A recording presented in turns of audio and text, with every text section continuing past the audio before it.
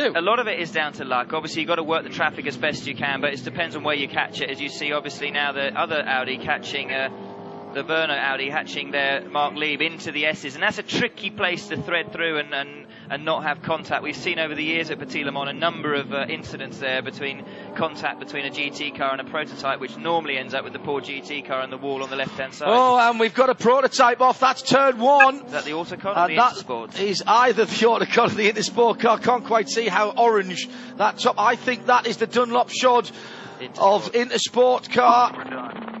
We're done, you heard come from that. It's wrong, got them the wrong way around. Chris McMurry in the 12 car. Well done, the guys on TV graphics, because it's very hard to tell those two. Slightly more orange on the Jean Richard Swiss watch sponsorship. Dennis Paul with the double orange, yellow flags rather, looking back down towards turn number one. We're going to see the end of this. Watch to the right. Oh, he's done the same as... Oh, he's lost a wheel.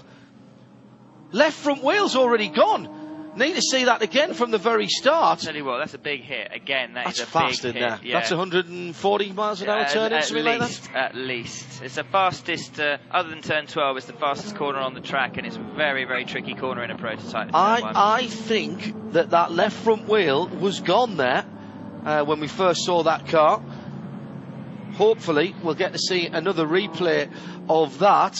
Well, this has been really stop-start, hasn't it? And this pushes no thoughts of a record time run here, but we've still got plenty of time to complete the 1,000 miles. It's just because of the greasy nature. I mean, it's hard enough offline at any circuit, especially on a long race with the marbles and the rubber and the dust that you're going to get offline. It's hard enough at the best of times. So when the track's been raining, the track offline, as you saw him turning in there, whether he lost a wheel or not, I don't know, but if he didn't, he ran a little bit wide on turn-in. It's grip level going wide into turn one. There will be no grip. And you saw what happened with Jörg Müller in the BMW as he's trying to go around that actual car, if you remember, the Autocon car at turn one, and literally just got out wide. He was still on the circuit, but he could obviously had no grip and just understeered straight off the track. And it looked to me like that's what happened to Chris McMurray there in the Autocon car. And once you're on the grass, especially wet grass, you're just a passenger. You might as well just take your hands off the wheel and wait for the hit. That's where, of course, the BK Mazda went off a couple of years ago.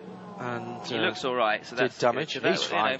I mean, he doesn't shaking up a little bit. We've got used to seeing cars go in. I mean, obviously the Scott Sharp accident was phenomenally aggressive, mostly because so much stuff came off the car, but it dissipated energy. So in some designed ways, so to do. Exactly. In some ways, a hit like that can actually effectively hurt you more than what happened to Scott Sharp. I mean, Scott was fortunate that his head didn't contact with anything. And look at what's happening there. But that is on the right. The IMSA safety personnel checking the helmet out. Now let's just have a look here, Johnny. Have a look as it comes in. Is that wheel still there? It's on. It's on. Is it there? Yeah. Yes, it is. You're right.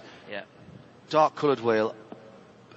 But he has done exactly what you said. Just missed his turning point by half a car's length, something like that. Maybe a couple of meters turning late. Maybe looking in his mirrors or something, or even maybe had a car coming down the inside of him slightly before. We missed that, and literally just ran probably 3 foot offline, and that's enough because of the different level in grip.